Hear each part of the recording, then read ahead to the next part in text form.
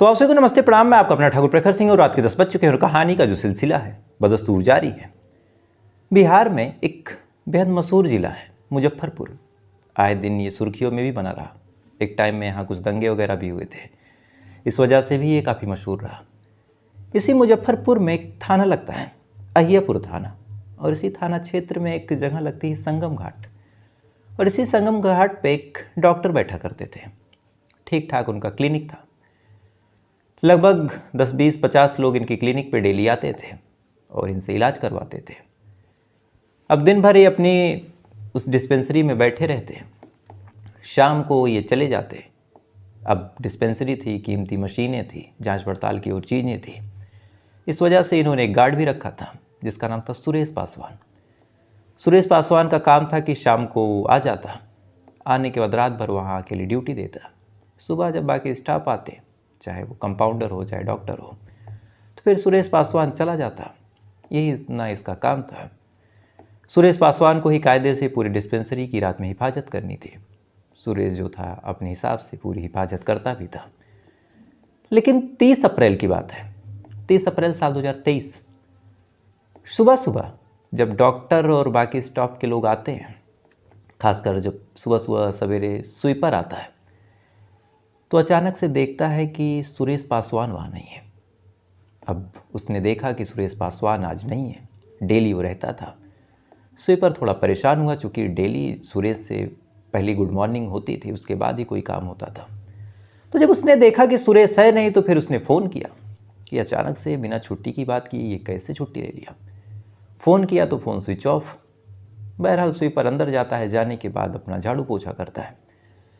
झाड़ू पोछा करने के बाद जो कुछ डस्ट निकलता है और जो कुछ चीज़ें निकलती हैं, वेस्टेज, जब उसको वो कूड़ेदान की तरफ फेंकने जाता है, तो उसने वहाँ जो कुछ देखा, उसे देखने के बाद लगभग उस स्वीपर की चीखें निकल गई। फ़ौरन स्वीपर चीखता है। चीखने के बाद आसपास के तमाम लोगों को इकट्ठा करता है। तमाम लोग भाग के आते हैं।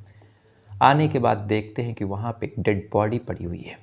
फ़ौरन उस बॉडी को जब चेक किया गया तो कपड़ों से, बाकी चीज़ों से पता चला कि ये बॉडी किसी और की नहीं, यहाँ पे जो गार्ड ड्यूटी करता था नाइट में, सुरेश पासवान, उसकी है। बॉडी की हालत ऐसी थी कि किसी ने उसके ऊपर बुरी तरीके से वार किया था। चेहरे पे, सर पे किसी भारी चीज़ से मारा गया था। पूरा चेहरा, पूरा सर फट गया था। देखने से ही बहुत भयावह लग रही थी। फ़ौरन डॉक्टर को फ़ोन किया गया। डॉक्टर भी बेचारे भागे भागे पहुँचे। इतनी देर में किसी ने पुलिस को इत्तला कर दिया। अब पुलिस भी आती है। आने के बाद बॉडी देखती है। देखने के बाद पहले तो उस जगह को अपने कब्जे में लेती है, उसके बाद तफ्तीश शुरू करती है। इधर बॉडी पोस्टमार्टम के लिए भेजती है। तो बॉडी जब अपने कब्जे में लेती है और तफ्तीश शुरू करती है, तो पहला सवाल यही था कि आखिर इस शख्स की किसी से क्या दुश्मनी रही होगी। चूँकि जिस हिसाब से इस शख्स को मारा गया था, सुरेश को, ऐसा लग रहा था कि किसी ने पुरानी रंजिश में मारा हो। किसी डंडे से सर पे मारा गया, चेहरे पे मारा गया। और जब लाश की तलाशी ली गई, यानी पॉकेट और तमाम चीज़ों को चेक किया गया, तो एक और हैरान करने वाली चीज़ दिखी। उस शख्स के, यानी सुरेश की जेब से चाहे मोबाइल हो चाहे पैसे हों, ये तमाम चीज़ें गायब थी। अब पुलिस वालों ने देखा कि एक कत्ल और जो मरने वाला है उसके शरीर से तमाम चीज़ें गायब कर दी गई। पुलिस वाले हैरान हुए। बहरहाल बॉडी पोस्टमार्टम के लिए जा ही चुकी थी। पोस्टमार्टम रिपोर्ट भी आई। उसमें भी यही पता चला कि किसी भारी चीज़ से सर के पीछे मारा गया, उसके बाद पीट पीट के मारा गया। अब इस कत्ल की खबर जब आसपास के इलाकों में फैली, अफरा तफरी भरा माहौल हो गया। तमाम लोग तरह तरह की बातें करने लगे। पुलिस वाले भी परेशान अपने तरीके से छानबीन कर रहे हैं, तफ्तीश कर रहे हैं। सुरेश पासवान की फैमिली को बुलाया गया। उनसे भी पूछा गया कि क्या आपको किसी पे डाउट है या फिर किसी से कोई दुश्मनी रही, किसी से कोई रंजिश रही। लेकिन हैरान करने वाली बात यह थी कि चाहे परिवार वालों से पूछा गया, चाहे आसपास के लोगों से पूछा गया, पुलिस वाले जांच पड़ताल करते रहे, तफ्तीश करते रहे। ना ही किसी से कोई दुश्मनी की एंगल को चेक किया हुआ है, ना ही किसी से कोई रंजिश का मामला निकल के सामने आया। पुलिस वालों ने ये तक पता किया कि क्या कभी किसी से कोई कहा सुनी या फिर झगड़ा हुआ। तमाम लोगों से पता किया तो वहाँ भी यही पता चला कि नहीं, सुरेश पासवान तो बेहद अच्छे स्वभाव का आदमी है। इत्तेफाक देखिए कि उस इलाके में कोई कैमरा वैमरा भी नहीं लगा था कि वहाँ से कुछ मिल जाए। पुलिस वाले जांच पड़ताल कर रहे हैं, तफ्तीश कर रहे हैं, छानबीन कर रहे हैं, लोगों से पूछताछ कर रहे हैं। पुलिस वालों के हाथ खाली हैं। एक दिन गुजर गया, 1 मई आ जाता है और इसी 1 मई में एक जगह लगती है शास्त्री नगर, और इसी शास्त्री नगर में एक दूसरा फ़ोन आता है पुलिस के पास। दूसरा फ़ोन शास्त्री नगर में एक गार्ड नौकरी करता था जिसका नाम था मुस्तफ़ा अंसारी, उसकी तरफ से आया था। फ़ोन करने वाला शख्स बताता है कि साहब यहाँ पे एक बॉडी पड़ी हुई है। अब एक कत्ल का मामला पुलिस वाले सुलझा रहे थे, इसी दौरान दूसरे कत्ल का फ़ोन आता है। पुलिस वाले भागे भागे वहाँ जाते हैं। जाने के बाद देखते हैं कि वहाँ पे एक लाश पड़ी हुई है। मरने वाला जो शख्स है उसके चेहरे को, उसके सर को बुरी तरीके से बिगाड़ा गया। यानी जो कुछ सीन उन्होंने पहले मामले में देखा ऐसा ही कुछ उन्होंने दूसरे मामले में भी देखा। उसके बाद पता किया कि ये मरने वाला शख्स कौन है। सब लोगों ने बताया कि ये मुस्तफ़ा अंसारी है। इसके बाद पुलिस वालों ने पूछा कि ये यहाँ पे क्या कर रहा था, तो जो जवाब मिला, उस जवाब को सुनने के बाद पुलिस वालों के चेहरे की हवाइयाँ उड़ जाती हैं, क्योंकि पता चलता है कि मुस्तफ़ा अंसारी जो था यहाँ पे एक गार्ड की नौकरी किया करता था।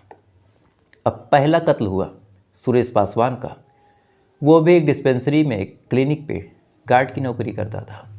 दूसरा कत्ल हुआ मुस्तफ़ा अंसारी का, पैटर्न भी सेम, तमाम चीज़ें सेम, और पता चला ये भी गार्ड की नौकरी करता था। पुलिस वाले परेशान। 2 दिन में अब 2 कत्ल एक ही थाने के अंदर। मुस्तफ़ा अंसारी की बॉडी को जब चेक किया गया तो वहाँ से भी पैसे, मोबाइल, ये तमाम चीज़ें गायब मिली। पहले कत्ल में भी पैसे और मोबाइल गायब मिला, दूसरे कत्ल में भी पैसे और मोबाइल गायब मिले। बहरहाल पुलिस वाले बॉडी अपने कब्जे में लेते हैं, बॉडी पोस्टमार्टम के लिए भेजते हैं। मुस्तफ़ा अंसारी के परिवार वालों से पूछताछ करते हैं कि शायद कुछ मिल जाए। जांच पड़ताल करते हैं, तमाम और चीज़ें करते हैं।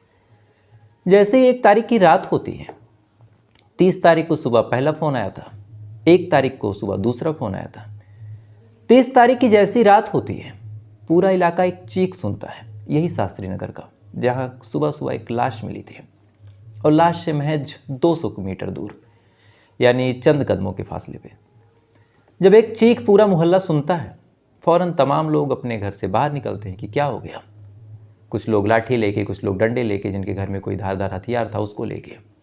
जब बाहर निकलते हैं तो देखते हैं एक शख्स सड़क पे बदहवास भाग रहा, किसी की रोके रुक नहीं रहा, खूब तेज़ से चीखते हुए किसी के घर में घुसने की कोशिश कर रहा। अब आसपास के तमाम लोग जब उसकी चीख सुनते हैं, उसको भागते हुए देखते हैं। उन्हें भी कुछ समझ नहीं आता कि ये तीसरा शख्स कौन है और चीख क्यों रहा। जैसे तैसे करके उसके ऊपर टार्च जलाई जाती है, उसको कुछ लोग जाके घेरते हैं। जैसे ही कुछ लोग उसको घेरते हैं, शांति से फिर वो कुछ लोगों के बीच अपने आप को छुपाता है। कुछ लोग देखते हैं उसके शरीर से, उसके चेहरे से खून निकल रहा। फ़ौरन घबराता है, घबराने के बाद वो गिरता है, गिरने के बाद बेहोश हो जाता है। उसके ऊपर पानी के छींटे मारे जाते हैं, उसको होश में लाया जाता है। उसके बाद जब उसकी शक्ल को एक तरह से टॉर्च जला के देखा जाता है तो पता चलता है कि ये भी इसी इलाके में रहने वाला एक शख्स है जिसका नाम है दुलारे अंसारी, और ये भी गार्ड की नौकरी करता था। अब एक एक करके ये तीसरा गार्ड का मामला था जिसके ऊपर हमला हुआ था। फ़ौरन पुलिस को फ़ोन जाता है, पुलिस आती है। आने के बाद जब दुलारे से पूछती है तो दुलारे बताता है कि साहब मैं नौकरी कर रहा था, अपनी ड्यूटी पे था, और इसी दौरान एक आदमी आता है। मैंने उसकी शक्ल तो नहीं देखी, अंधेरा था। इससे पहले कि मैं उससे कुछ पूछ पाता, कुछ समझ पाता, अचानक से एक डंडे से मेरे ऊपर हमला कर देता है, और उसका इरादा ऐसा था जैसे वो मुझे मारना ही चाहता है। मैं तो जैसे तैसे करके अपने आप को बचा के आता हूँ। अब पुलिस वाले जैसे ही ये चीज़ सुनते हैं, फ़ौरन दुलारे से कहते हैं कि कहाँ की बात है। दुलारे पुलिस वालों को वो जगह दिखाता है। पुलिस वाले जाते हैं, उस पूरे इलाके की बारीकी से जांच पड़ताल करते हैं, तफ्तीश करते हैं। आसपास के लोगों से पूछते हैं कि क्या आपने किसी को भागते हुए देखा, किसी को जाते हुए देखा, लेकिन पुलिस वालों के हाथ फिर खाली होते हैं। अब कायदे से देखा जाए तो पहला मामला सुरेश पासवान का, दूसरा मामला मुस्तफ़ा अंसारी का, तीसरा मामला दुलारे अंसारी का, और ये टोटल 2 दिन के अंदर 30 तारीख को और 1 तारीख को। पुलिस वाले परेशान अपने तरीके से तफ्तीश कर रहे हैं, छानबीन कर रहे हैं। सुरेश पासवान, मुस्तफ़ा अंसारी, दुलारे, इन तमाम लोगों के परिवार वालों से पूछताछ कर रहे हैं। कोई कॉमन कनेक्शन निकालने की कोशिश कर रहे हैं कि इन दोनों तीनों का कोई कॉमन फ्रेंड हो, कोई दोस्त हो, कोई दुश्मन हो, कोई ऐसा मामला जो पुलिस वालों को न पता हो। तमाम तरीके से तफ्तीश, लेकिन ना ही कोई सबूत मिला, ना ही कोई सुराग मिला। देखते ही देखते 2-4 दिन और गुजर गए। 8 तारीख आ जाती है और 8 तारीख को एक तीसरा फ़ोन आता है। फ़ोन करने वाला शख्स बताता है कि साहब यहाँ पे एक लाश मिली है। अब तीसरा फ़ोन 8 तारीख को, वो भी लाश के सिलसिले में। पुलिस वाले फिर परेशान, भाग के जाते हैं। जाने के बाद देखते हैं कि सेम उसी हालत में एक तीसरी लाश मिलती है। फ़ौरन पुलिस वाले पता करते हैं कि ये कौन है। तो पता चलता है किसी अयाची ग्राम इलाके में एक गौशाला है और ये जो मरने वाला शख्स है जिसका नाम है शंकर पासवान, इसी गौशाला में सिक्योरिटी गार्ड की नौकरी करता था। अब तक 4 मामले हो चुके थे, 3 कत्ल, 1 हमला, चारों सिक्योरिटी गार्ड और चारों अकेले। पुलिस वाले बॉडी कब्जे में लेते हैं, बॉडी को चेक करते हैं तो पता चलता है कि यहाँ भी मोबाइल और पैसे गायब। अब ये तमाम चीज़ें कहीं ना कहीं इस बात का इशारा कर ही रही थी कि जो भी है वो सीरियल किलर है। अब सीरियल किलर का नाम सुनते पुलिस वालों के भी हाथ पाँव फूल रहे हैं। इलाके में अलग दहशत मची हुई है। अगला शिकार कौन बन जाए कुछ पता नहीं। पूरे इलाके में जितने गार्ड थे अब वो नौकरी पे नहीं आ रहे। चूँकि 2 मामले पुलिस वालों को लगे कि नॉर्मल है, आसपास के लोगों को भी लगे, लेकिन जब ये तीसरा मामला हुआ 8 तारीख का कत्ल का और हमले की बात करें तो चौथा मामला, तो फिर पूरे इलाके में दहशत मच गई। जितने भी लोग थे जो किसी ATM पे नौकरी करते थे, जो किसी प्राइवेट संस्था पे जाते थे गार्ड की नौकरी करने, वो तमाम लोग अब कतराने लगे कि अब अगला निशाना कौन बन जाए कुछ पता नहीं। जो जाते भी थे वो बड़ी मुस्तैदी के साथ अपनी सुरक्षा की पूरी पुख्ता व्यवस्था करके जाते थे। आमतौर पे जो गार्ड होता है प्रॉपर्टी और लोगों की सुरक्षा करता है, यहाँ गार्ड की ही सुरक्षा के लाले पड़े हैं। अब जब ये तमाम चीज़ें पूरे इलाके में होने लगी तो जो पुलिस वाले थे उन पर भी प्रेशर बना कि भैया जल्द से जल्द सुलझाओ और इसको पकड़ो, पता नहीं अगला मामला, अगली वारदात किसके साथ हो जाए। मीडिया वाले अलग तरह तरह की बात कर रहे हैं। तो पुलिस वाले जब पूरी जांच पड़ताल करते हैं और तफ्तीश करते हैं इन चारों मामलों में, तो ना ही कोई कॉमन कनेक्शन मिलता है। जो सीरियल किलर था वो इतना चालाक, इतना चतुर था कि उसने कोई सबूत भी नहीं छोड़ा था। पुलिस वाले चाहे जितनी कोशिश कर रहे थे, हाथ खाली ही थे, कोई सुराग मिल नहीं रहा था। इसी दौरान एक चीज़ थी जो पुलिस वालों को ठनक जाती है। दरअसल पैसे का तो कोई प्रूफ नहीं, लेकिन एक दूसरी चीज़ थी जिससे कुछ बात बन सकती थी, और वो चीज़ थी मोबाइल फ़ोन। चूँकि तीनों ही लाशों के पास से मोबाइल फ़ोन गायब था, तो पुलिस वालों ने फिर परिवार वालों के पास जाके इन तीनों के नंबर को पता किया कि तीनों के मोबाइल का नंबर क्या था। परिवार वालों ने नंबर दे दिया। उसके बाद मोबाइल को सर्विलांस पे लगा दिया कि शायद अब कहीं इन लोगों की लोकेशन दिखे या फिर ऑन हो तो फिर हम कातिल को पकड़ लेंगे। सर्विलांस पे लगाने के बाद पुलिस वाले अब इंतज़ार कर रहे हैं कि जल्द से जल्द ये मोबाइल ऑन हो, तब जाके कुछ मामला बने। थोड़ा दिन गुजरता है, पुलिस वाले धीरे धीरे जांच पड़ताल कर ही रहे हैं, अपने तरीके से लोगों से पड़ताल कर रहे हैं। इसी दौरान अचानक से जो टेक्निकल टीम थी उसका नोटिफिकेशन ऑन होता है, एक मैसेज आता है और पता चलता है कि जो मोबाइल फ़ोन था वो ऑन हो गया है। अब जैसे ही मोबाइल फ़ोन के ऑन होने की सूचना मिली, पुलिस की टीम भाग के उस लोकेशन पे जाती है कि इससे पहले कि ऑफ हो, जो भी कातिल उसे रंगे हाथ पकड़ना है। जाते हैं, मोबाइल फ़ोन ऑन था, एक लड़का दिखाई देता है। अब लड़का दिखाई देता है, पुलिस वालों को लगा कि चलो मामला सुलझ गया, कातिल हमारे कब्जे में है। फ़ौरन उसे गिरफ्तार कर लिया। गिरफ्तार करने के बाद फिर उससे पूछताछ हुई कि तुमने कत्ल क्यों किया। अब कत्ल का नाम सुनते वो लड़का बदहवास कहने लगा, साहब मैंने कत्ल किया, कब किया। पुलिस वालों ने कहा कि अगर तुम कातिल नहीं और तुमने कत्ल नहीं किया तो ये मोबाइल तुम्हारे पास कैसे। अब उसने कहा कि मोबाइल तो मैंने किसी से ख़रीदा है। पुलिस वाले फिर हैरान कि हमें तो लगा कि केस सुलझ गया, अब ये कह रहा है कि किसी से ख़रीदा है। उन्होंने पूछा किससे। उस आदमी ने कहा कि एक चाय वाली से। अब चाय वाली का नाम जब पुलिस वालों ने सुना तो पैरों तले एक तरह से ज़मीन ही खिसक गई कि चाय वाली, यानी अगर जेंडर ध्यान दे तो एक महिला। तो क्या 3 कत्ल और 1 हमले के पीछे एक महिला का हाथ था। एक महिला सीरियल किलर यहाँ पे घूम रही है और कत्ल कर रही है। पुलिस वाले एकदम परेशान, फ़ौरन पूछते हैं कि वो महिला कौन है और कहाँ मिलेगी। इसके बाद ये आदमी उस महिला का लोकेशन बताता है। पुलिस वाले उस लोकेशन पे जाते हैं, उस चाय वाली महिला को गिरफ्तार करते हैं और उससे पूछते हैं कि तुमने कत्ल क्यों किया।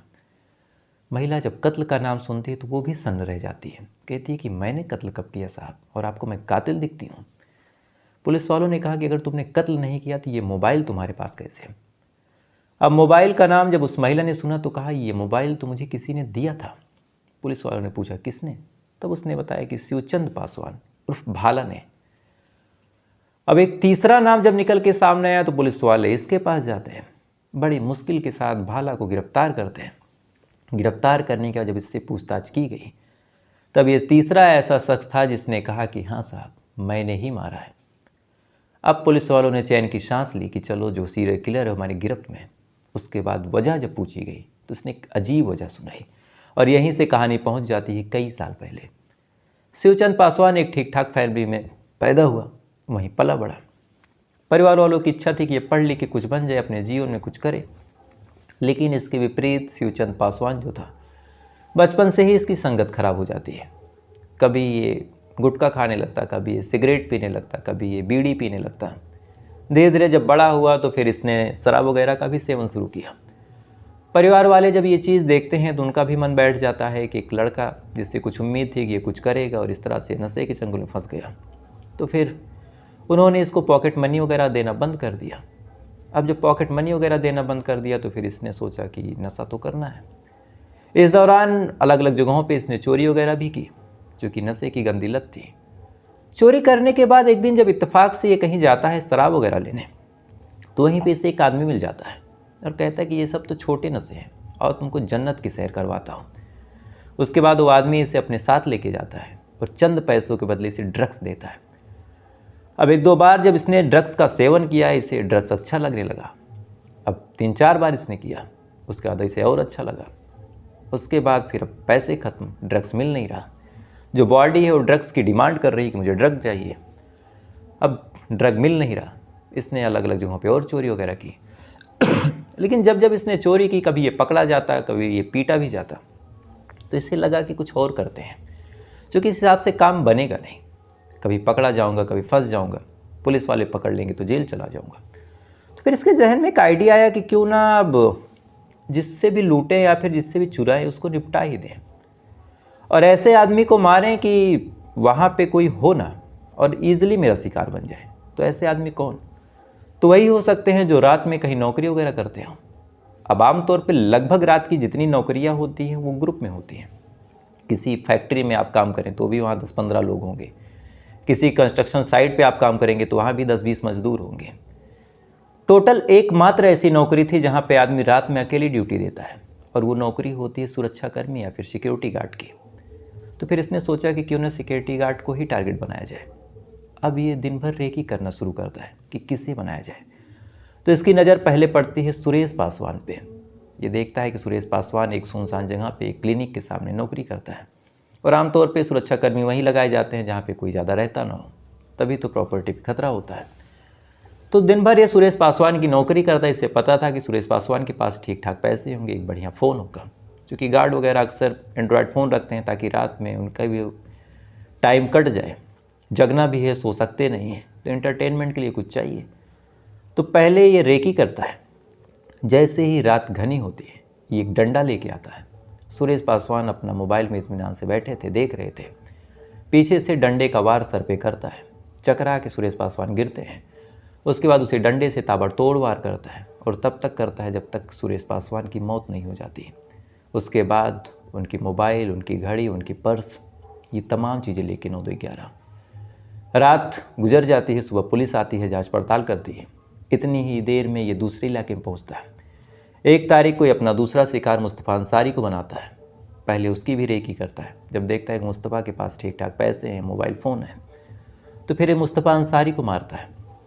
मारने के बाद उसके मोबाइल, उसके फ़ोन, पैसे, अंगूठी, घड़ी, ये तमाम चीज़ें लूटता है। लूटने के बाद वहाँ से निकलता है। इसी निकलने के दौरान इसकी नज़र एक तीसरे आदमी पड़ती है जिसका नाम था दुलारे। जब ये दुलारे को देखता है तो फिर इसे लगता है कि आज दुलारे का भी काम ख़त्म कर दें।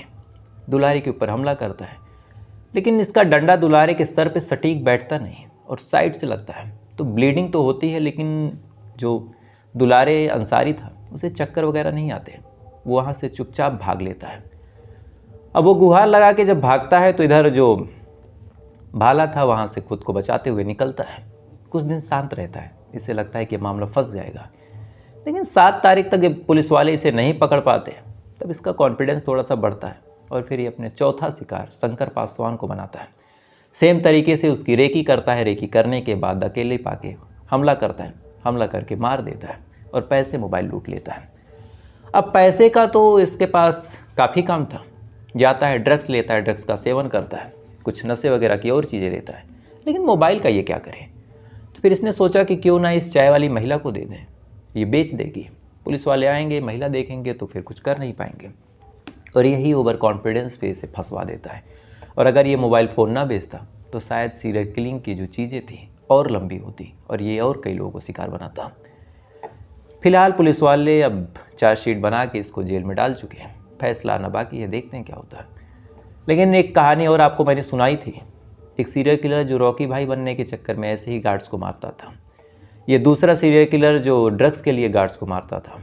तो आमतौर पे जो लोग हमारी सुरक्षा की जिम्मेवारी लेते हैं, हाथ में एक डंडा लिए या फिर एक बंदूक लिए रात भर खड़े रहते हैं, असल में हमसे ज़्यादा खतरे में तो वो होते हैं, क्योंकि चाहे जो आता है पहला टारगेट यही करता है कि गार्ड को मार दिया जाए।